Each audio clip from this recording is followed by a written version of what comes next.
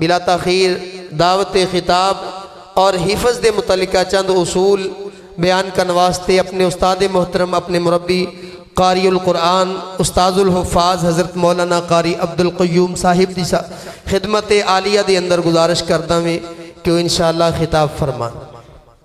ان الحمد للہ نحمده ونصلي على رسوله الكريم وبعد اعوذ باللہ السمیع العلیم من الشیطان الرجیم بسم اللہ الرحمن الرحیم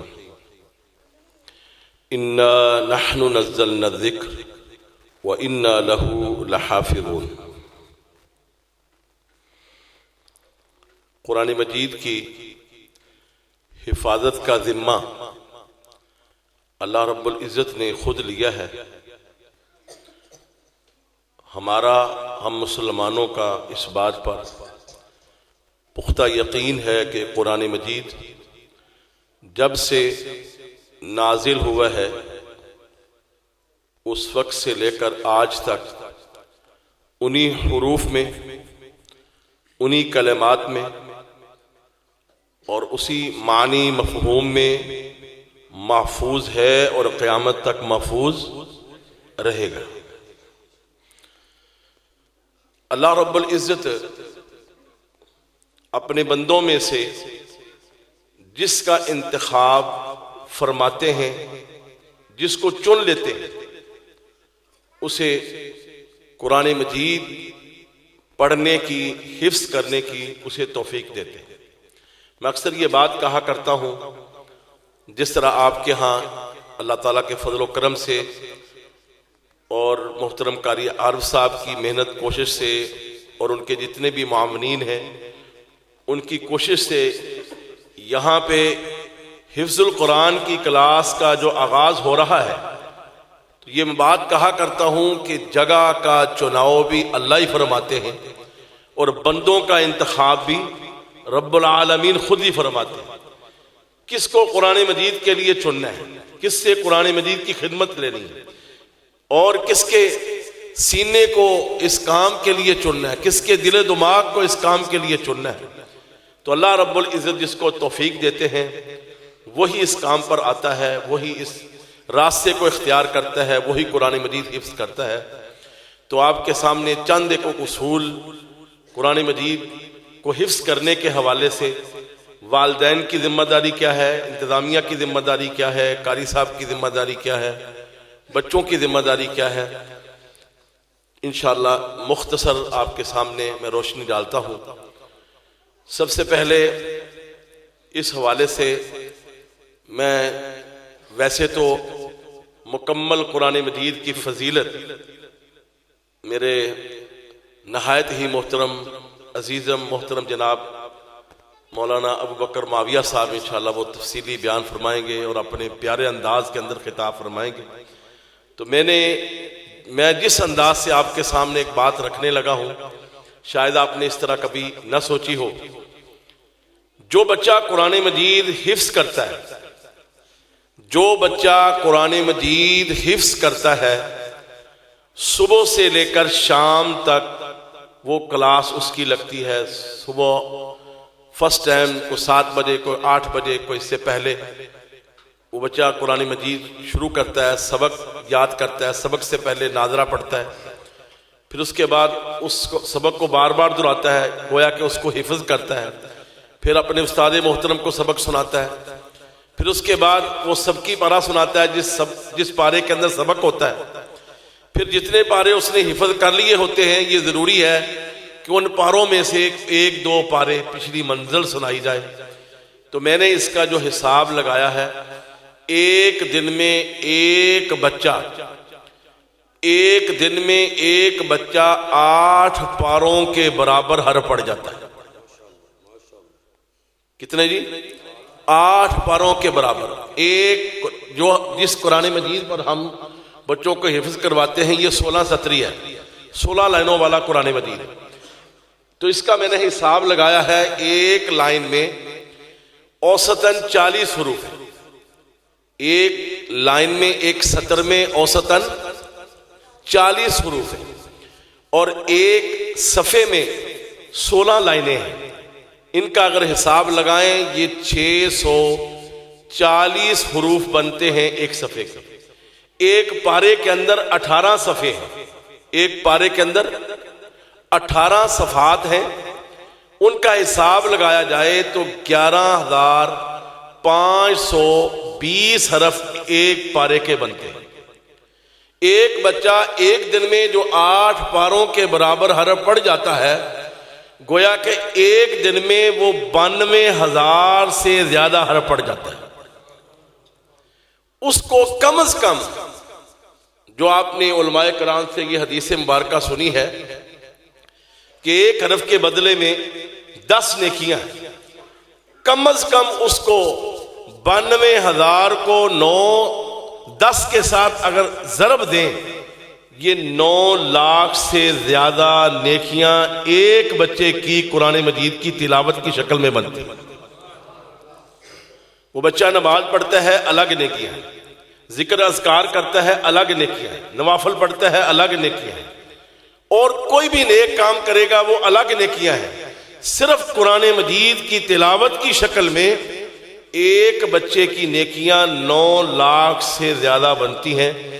اگر ایک استاد محترم کے پاس 5, 10, 15, 20 بچے ہیں، اب ان کا حساب لگا لیں، گویا کہ 1 کروڑ سے زیادہ نیکیاں ایک دن کی قرآن مجید کی تلاوت کی شکل میں بنتی ہیں. اور جو ان کا اہتمام کرنے والے ہیں، جو انتظام کرنے والے ہیں، جو معاونین ہیں اور جو استاد محترم ہیں، اس طرح بچوں کے والدین ہیں، ایک بچے کی نیکیوں کے اندر سب برابر کے شریک ہیں. یہ صرف نیکیاں بچوں کو نہیں ملتی ہیں، انشاءاللہ کروڑوں نیکیوں کے اندر ایک، گویا کہ آپ نے نیکیوں کی فیکٹری لگا لی ہے.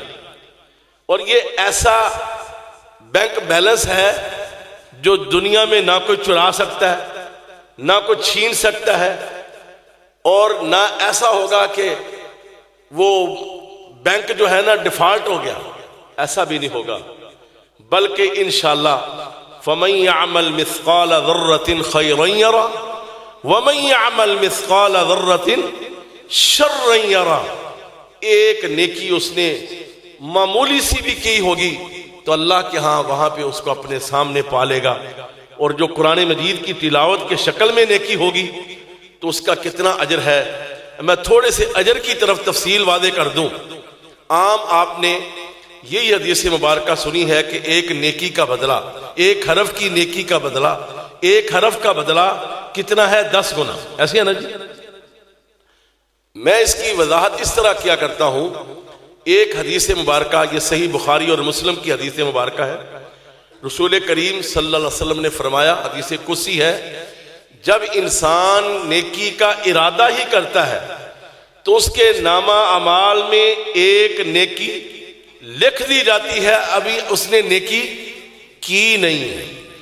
تو فرمایا جب وہ بندہ نیکی کر لیتا ہے تو اس کے نامہ اعمال میں اللہ رب العزت حکم دیتے ہیں اس کے نامہ اعمال میں 10 سے لے کر ایک نیکی کا بدلہ 700 گنا لکھ دو. گویا کہ ایک حرف کا بدلہ 10 گنا نہیں ہے، 10 سے شروع ہوتا ہے. من جاء بالحسنۃ فلہ 10 امثالھا. اس کا مطلب یہ ہے اللہ تعالیٰ کے ہاں ہر نیکی کا جو بدلہ ہے وہ 10 سے شروع ہوتا ہے، وہ 10 سے شروع ہوتا ہے. سیدنا عثمان رضی اللہ تعالی عنہ کا مال، بلکہ مدینے کی منڈی میں مال آتا ہے سیدنا عثمان رضی اللہ تعالی عنہ کا، اور لوگوں نے اس کی بولی لگائی. کسی نے کہا آپ 1.25 گنا جتنے کا مال ہے 25% منافع لے لو. کسی نے کہا 2% لے لو، کسی نے کہا 4% لے لو. انہوں نے کہا مجھے اتنا پرافٹ ملتا ہے شاید مدینے میں. انہوں نے کہا کتنا؟ کہا مجھے 10 گنا ملتا ہے. کہتے مدینے کے تاجر تو ہم ہیں، آپ کو 10 گنا کون دینے والا ہے؟ کہا میں نے اس مال کا غریبوں اور محتاجوں کے لیے میں نے سودا کر دیا ہے، میں نے اللہ کے ساتھ اس کا سودا کر دیا ہے.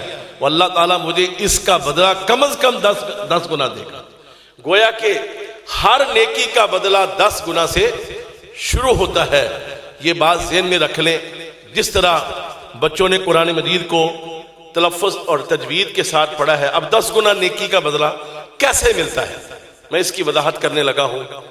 دیکھیں، عموماً ہم گھروں کے اندر، پہلی تو بات ہے آج کل ہم قرآن مجید کی تلاوت کرنا چھوڑ گئے۔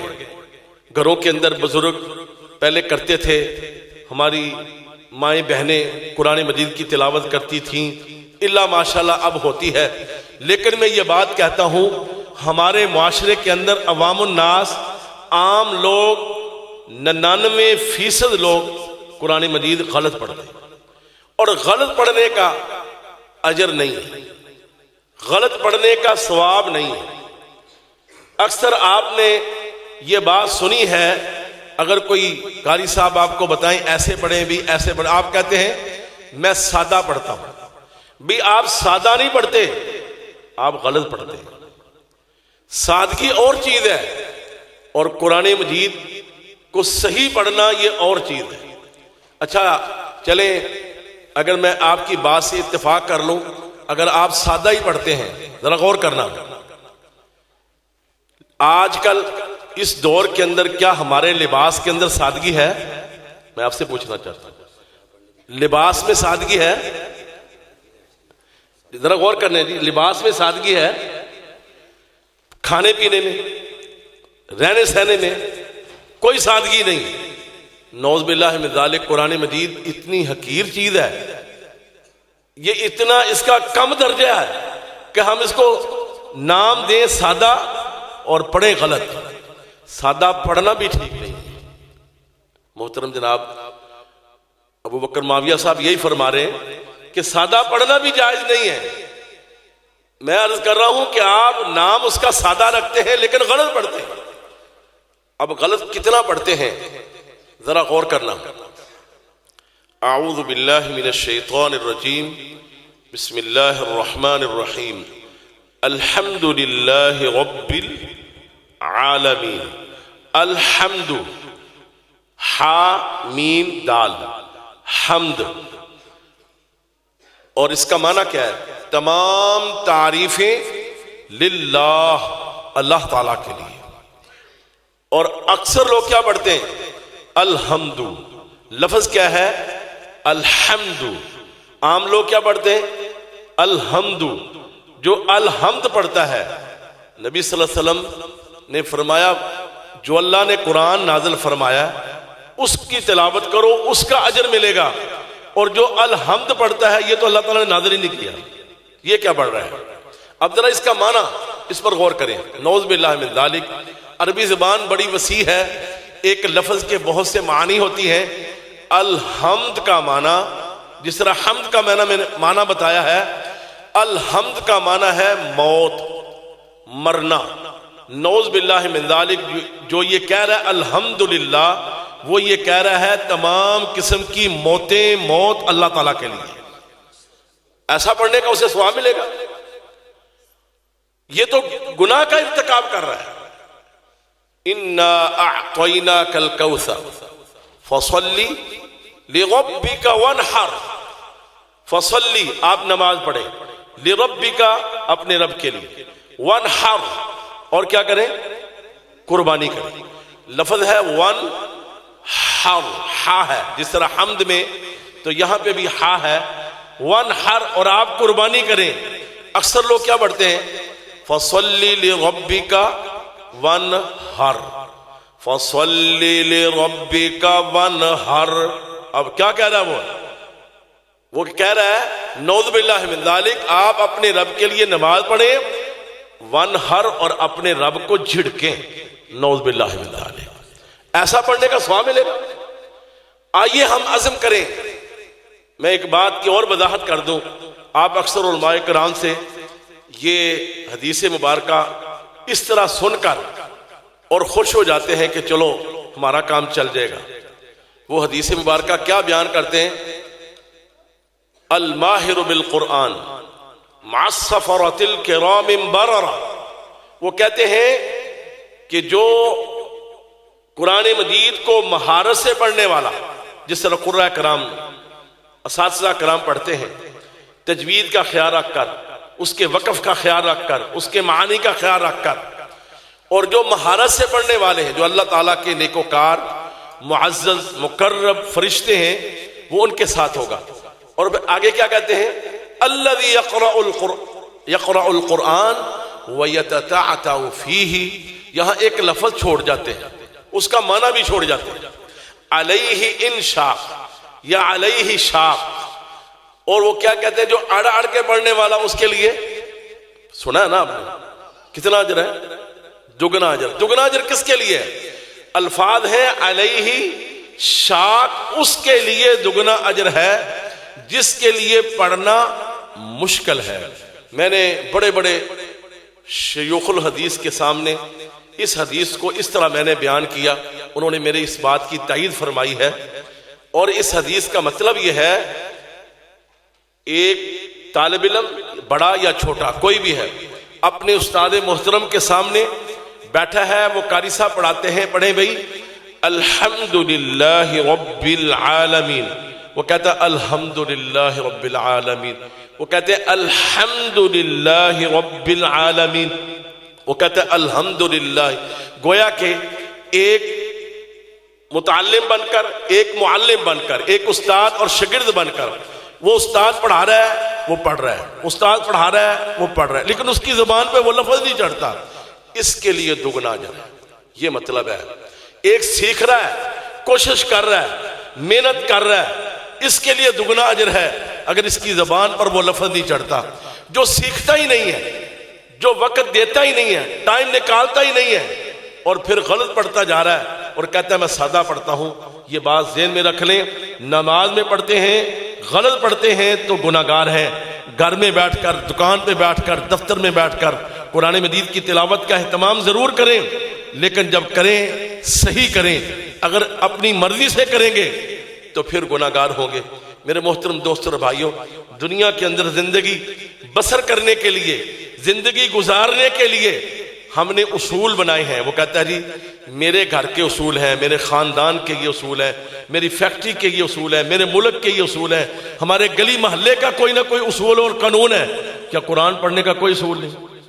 میں آپ سے پوچھنا چاہتا ہوں، قرآن مجید جو عظیم ترین کتاب ہے، اسے پڑھنے کا کوئی اصول نہیں؟ ہم نے ریاضی کے اصول بنائے ہیں، اردو پڑھنے کے اصول بنائے، انگلش پڑھنے کے اصول بنائے، دنیا کے ہر علم حاصل کرنے کے لیے اصول ہے، ہر کام کرنے کے لیے اصول ہے، زندگی بسر کرنے کے لیے اصول ہے۔ تو قرآن مجید کو حفظ کرنے کے لیے، قرآن مجید کو ویسے ناظرہ پڑھنے کے لیے کوئی اصول نہیں۔ آئیے ہم عزم کریں کہ انشاءاللہ آپ کے ہاں قاری عارف صاحب موجود ہیں، ہر روز صرف ایک لفظ، ہر روز ایک لفظ درست کرتے جائیں، کرتے جائیں، کرتے جائیں، انشاءاللہ آپ طالب علم بن جائیں گے۔ طالب علم کا جو اعزاز ہے وہ آپ جانتے ہیں وہ کیا اعزاز ہے، کتنا اس کا اجر ہے، انشاءاللہ وہ میرے بھائی انشاءاللہ وہ آپ کے سامنے تفسیر رکھیں گے اس حوالے سے۔ میں جو آپ کے سامنے بات واضح کرنے لگا ہوں، میں نے کہا میں ذمہ داری بتاتا ہوں اختصار کے ساتھ۔ سب سے پہلی بات، جو انتظامیہ جنہوں نے یہ ارادہ کیا ہے کہ ہم نے انشاءاللہ یہاں پہ حفظ القرآن کی کلاس کا آغاز کرنا ہے، تو ان کے لیے سب سے پہلی بات، اصول کی بات وہ یہ ہے کہ یہ اللہ کی رضا کے لیے یہ عمل جاری ہونا چاہیے، صرف اللہ تعالیٰ کی رضا کے لیے۔ اس کے اندر کوئی، اس دنیا کے اندر کوئی اعزاز لینا نہ ہو، اپنی تعریف کروانا مقصد نہ ہو، صرف اللہ تعالیٰ کی رضا کے لیے۔ دوسری بات، جو بھائی ادارے کا انتظام انصرام کرنا چاہتے ہیں اور اس کا آغاز کرنا چاہتے ہیں، ان کے لیے میں ایک مؤدبانہ گزارش کروں گا، ان کا جگرا، ان کا دل اس معاملے میں وہ بہت بڑا ہونا چاہیے۔ یعنی آپ کو ہر روز، یہ شیطان کی طرف سے ہوتا ہے، کچھ حقیقت بات ہوتی ہے، کچھ شیطان کی طرف سے ہوتی ہے، ہر روز شکایات ملتی ہیں، کبھی قاری صاحب کے استاد محترم کی طرف سے، کبھی بچوں کی طرف سے، کبھی بچوں کے والدین کی طرف سے، کبھی بچے مسجد کے اندر آ کر کوئی نہ کوئی نقصان کر دیتے ہیں، ادارے کا نقصان کر دیتے ہیں، آئے روز کبھی کوئی چیز خراب کر دی، کبھی کوئی چیز خراب کر دی۔ تو آپ اس سے پہلے اپنا جگرا، اپنا دل بڑا کریں کہ اگر ہم نے یہ کام دیکھیں دنیا میں آپ کاروبار کرتے ہیں تو اس کے اندر اللہ نہ کرے نقصان ہو جائے چھوڑ دیتے ہیں، کاروبار چھوڑ دیتے ہیں؟ نہیں، بلکہ پھر اور بندہ محنت کرتا ہے اور کوشش کرتا ہے۔ تو اس لیے میری آپ سے یہ مؤدبانہ گزارش ہے کہ آپ اپنا دل بڑا کر کے اس عمل کو جاری کریں، اللہ کی رضا کے لیے اس کو انشاءاللہ شروع کرنا ہے۔ تیسری بات، بچوں کی ضروریات اور استاد محترم کی ضروریات کا پوری طرح خیال رکھیں، پوری طرح خیال رکھیں۔ میں اکثر کہا کرتا ہوں جو استاد ہوتا ہے، حفظ کا ادارہ ہو یا حفظ کی کلاس ہو، وہ اس کی جو حیثیت ہوتی ہے وہ ایک ریڑھ کی ہڈی اس کی طرح ہوتی ہے، وہ مضبوط ہے تو انسان کا سارا جسم مضبوط ہوتا ہے۔ اگر انسان کی کمر وہ کمزور پڑ جائے تو انسان پھر ٹیڑھا ہو کے چلتا ہے، سیدھا چل بھی نہیں سکتا۔ تو اس لیے استاد محترم کی تمام، سب سے پہلے اچھے استاد کا، قابل استاد کا چناؤ کیا جائے اور پھر اس کی ضروریات کا مکمل طور پر خیال رکھا جائے۔ چوتھی ذمہ داری انتظامیہ کی یہ بنتی ہے کہ اس کے ساتھ وہ اپنے بچوں کا رزلٹ 100% ہمارے اوپر یعنی استادوں کے اوپر اعتماد نہ کریں۔ آپ چاہیں ہر روز اپنا رزلٹ چیک کریں، بچوں کا رزلٹ چیک کریں، ہفتے بعد چیک کریں، مہینے بعد لازمی چیک کریں۔ دیکھیں جتنے بھی سکولوں کا نظام چلتا ہے، جب تک پرنسپل نے ایک نصاب دیتا ہے اور پھر وہ استادوں کو بٹھا کر بریفنگ دیتا ہے کہ آپ نے اس مہینے میں یہ نصاب پڑھانا ہے، پھر اس کے بعد ان کا ٹیسٹ ہوتا ہے، امتحان ہوتا ہے، بچے بھی شوق سے امتحان دیتے ہیں، پھر ان کا رزلٹ اناؤنس ہوتا ہے، پھر انعامات دیے جاتے ہیں۔ تو اسی طرح ہر مہینے بچوں کی رپورٹ سامنے آنی چاہیے۔ اس سے انشاءاللہ تعالی استاد محترم کو بھی اس بات کی فکر ہوگی کہ میں نے بچوں کا رزلٹ دینا ہے۔ بچے بھی ذوق شوق سے انشاءاللہ محنت کریں گے کہ ہم نے ایک مہینے میں ایک دوسرے سے آگے بڑھنے کی کوشش کرنی ہے۔ باتیں اور بھی ہیں، میں اختصار کرتا ہوں۔ اس کے بعد والدین کی ذمہ داری، اچھے ادارے کا انتخاب کرنا، اچھے استاد کا چناؤ کرنا۔ ان کے لیے بھی سب سے پہلی بات اللہ تعالیٰ کی رضا مقصد ہونی چاہیے۔ صرف یہ مقصد نہیں کہ ہمارے خاندان میں ایک حافظ قرآن بن جائے اور ہماری سفارش کا ذریعہ بن جائے، ایک حافظ قرآن بن جائے اور لوگ ہمارے اوپر اس طرح اعتماد کریں کہ چلو ان کا بیٹا حافظ قرآن، یا اس لیے تاکہ ہمیں جنت کے اندر یہ بخشوا لے گا، ایسی کوئی بات نہیں ہے۔ بات حقیقت یہ ہے کہ باعمل حافظ قرآن انشاءاللہ وہ سفارشی ہوگا، وہ اللہ کے ہاں سفارش کروائے گا، لیکن اس والدین کی سفارش کروائے گا جس کے والدین کی پوری سرپرستی ہوتی ہے، وہ ہر وقت بچوں کی ان کی تعلیم کا خیال رکھتے ہیں۔ مثلا پہلی بات ہے کہ اپنے بچوں میں سے چناؤ کس بچے کا کرنا ہے جو سب سے اچھا ہے۔ قرآن مجید سب سے اعلیٰ تعلیم ہے اور سب سے بہترین تعلیم ہے۔ اپنے بچوں میں سے بھی اس بچے کا انتخاب کریں جو سب سے بہتر ہے، جو ذہین ترین ہے، اس کا انتخاب کریں، اور اس کے بعد پھر اس کی ضروریات کا پوری طرح خیال رکھیں۔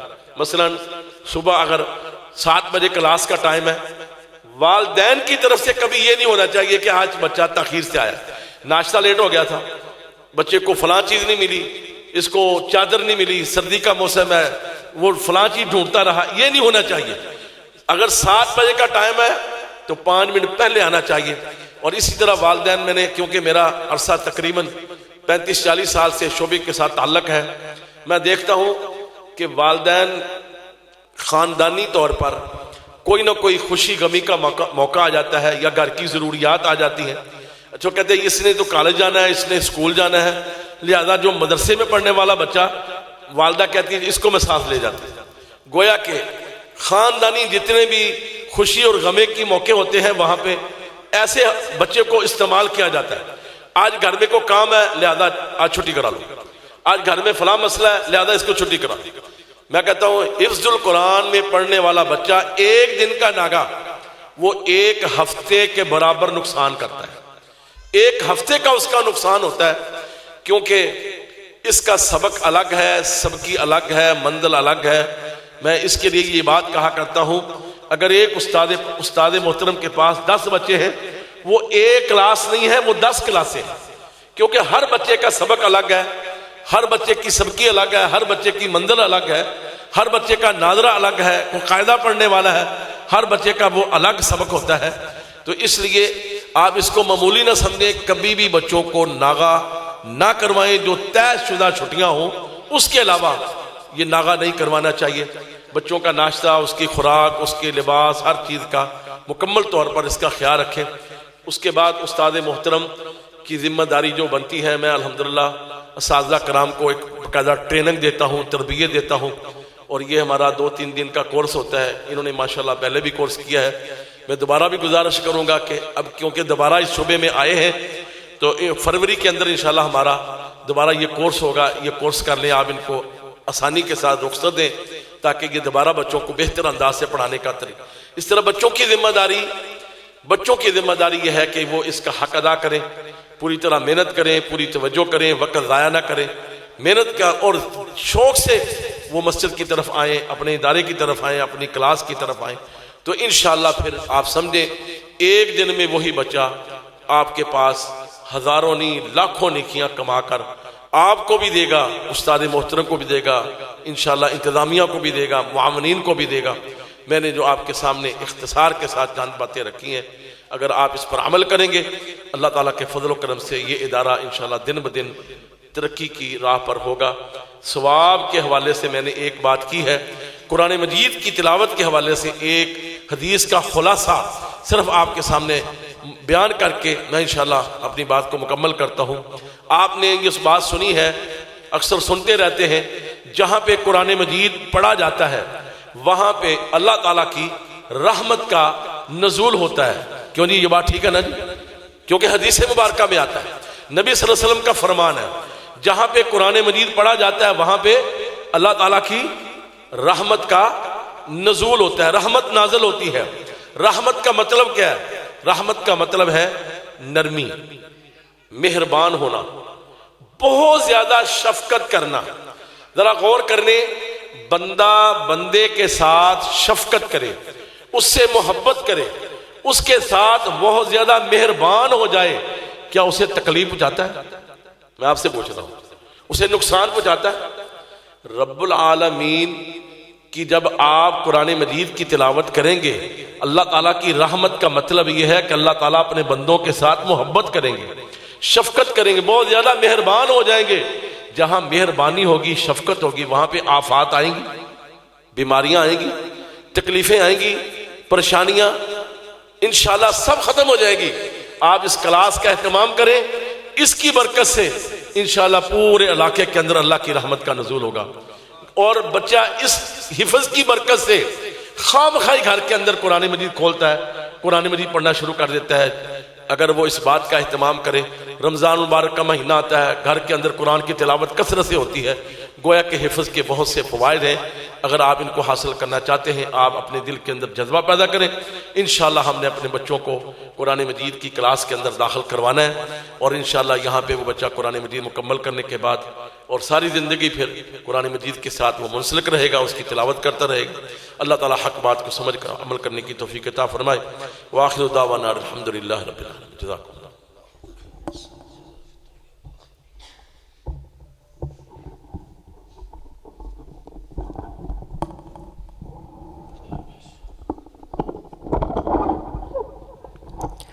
بناؤ اپنے بچوں کو قرآن کا حافظ و قاری،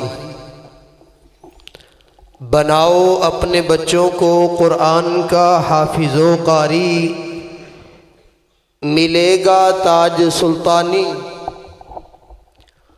اور خوش ہوں گے محبوب باری۔ استاذ الحفاظ، استاد القراء، میرے مربی، میری مراد قاری المقری حضرت مولانا قاری عبد القیوم صاحب، مدیر مرکز ابو بکر صدیق، 4 چک کنار روڈ، فیصل آباد۔ الحمدللہ حفظ اور قرات دے حوالے دے نال انتظامیہ، استاد، طلباء، انہاں دیاں ذمہ داریاں بڑے ہی آسن انداز دے نال بیان کر رہے سن۔ اللہ تعالیٰ استاد محترم نو صحت و ایمان سلامتی والی لمبی زندگی نصیب فرمائے اور قرآن کریم دے واسطے محنت و کوشش تگ و دو کاوش کرنا اللہ تعالیٰ انہاں واسطے ذریعہ نجات بنائے۔